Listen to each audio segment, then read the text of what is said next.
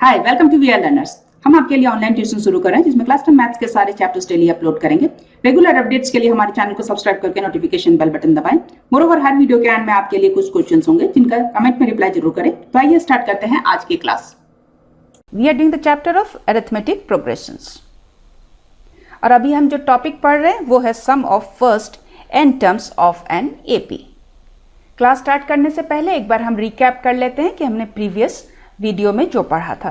हमने पढ़ा था sum of first n number of terms, ये हम डिराइव कैसे करते हैं ये फॉर्मूला, उसके बारे में हमने डिस्कस किया था और हमने देखा था यहाँ हमने 3 फॉर्मूलेस के बारे में बात की थी। ये जो लास्ट फॉर्मूला है यहाँ देखिएगा कि यहाँ L लिखा हुआ है। Here L stands for the last term. So ये फॉर्मूला हम यूज करते हैं in case of finite AP, that is जहां लिमिटेड नंबर ऑफ टर्म्स होते हैं वहां हम इस फॉर्मूला को यूज करते हैं। Exercise 5.3 from NCERT। Now let's solve the 9th part of question number 3। In this AP given first term दिया गया है और ये है 3, number of terms is given an 8 और सम ऑफ, देखिए सम ऑफ नंबर ऑफ टर्म्स नहीं लिखा हुआ है पर नंबर ऑफ टर्म्स कितना हो जाएगा, देखिए यहाँ 8 दिया हुआ है तो this is sum of 8 terms and this is 192। हमें यहाँ फाइंड करना है कॉमन डिफरेंस। हमारे पास sum of n number of terms के 3 फॉर्मूले हैं, हम यहाँ यूज करेंगे। देखिए हमारे पास यहाँ a है, देखिए फर्स्ट टर्म हमारे पास है और हमारे पास n भी है और कॉमन डिफरेंस हमें फाइंड करना है और sum of n number of terms है। सो हमें कॉमन डिफरेंस फाइंड करना है, इसके लिए हम ये फॉर्मूला यूज करेंगे sum of n number of terms का। We no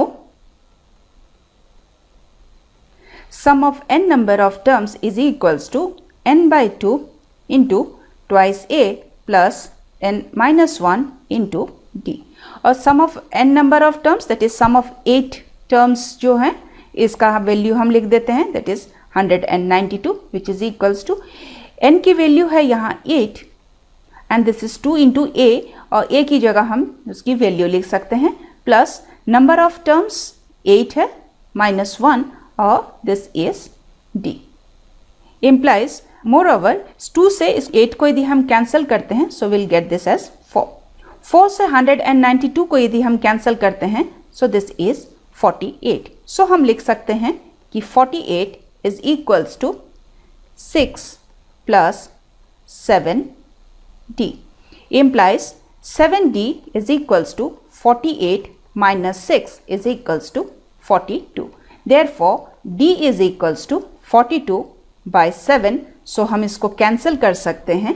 So we will get this as 6. Therefore, कि d is equals to 6. So hence इस AP में d की वैल्यू है, common difference is 6. Answer. Now let's solve the 10th part of question number 3. Last term is 28 or sum of the terms is given and this is 144। यहाँ दिया गया है कि there are total 9 terms, that is number of terms is here 9। So this is sum of 9 terms। Here we have to find the first term। sum of n terms का formula हम यहाँ use कर सकते हैं। Since हमारे पास यहाँ last term है so we will be using this formula।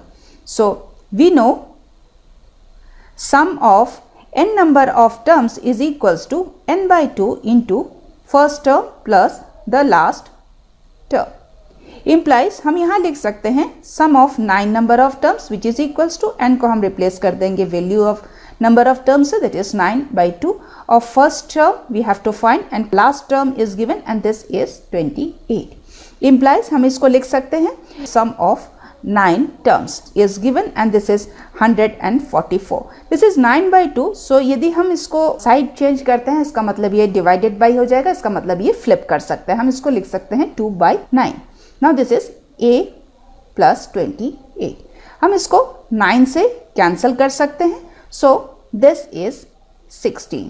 so we can write this as implies this is a plus 28 is equals to 32। therefore a is equals to 32 minus 28 which is equals to 4। so हमने required value find कर ली है first term की, that is a is equals to here 4। answer। आइए अब देखते हैं आज के सवाल। आप जल्दी से कमेंट में इनके रिप्लाई करें। मोरओवर हमारे चैनल को सब्सक्राइब करके नोटिफिकेशन बेल बटन दबाएं सो दैट आपको हमारे वीडियोस के अपडेट्स मिलते रहें। सो आज के लिए यहीं तक। See you in the next class. Thank you.